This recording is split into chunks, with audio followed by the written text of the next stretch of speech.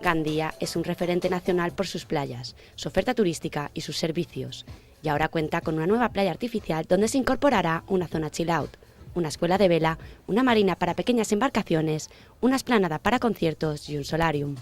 La playa Varadero ha sido inaugurada por el presidente de la Generalitat, Alberto Fabra, y ha tenido una inversión de 200.000 euros. Y desde luego vamos a trabajar lealmente todas las administraciones y además de una forma muy unida para que podamos ofrecer a los ciudadanos todo nuestro respaldo, apoyo y instrumentos necesarios para que la propia sociedad, que es el verdadero motor de cualquier municipio, tome las riendas y pueda generar empleo, dinamismo y prosperidad.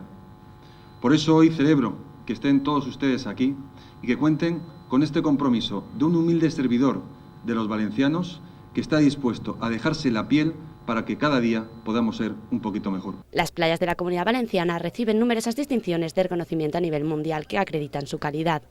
Este año la comunidad ha recibido 116 banderas azules, convirtiéndose en la segunda comunidad autónoma que cuenta con más.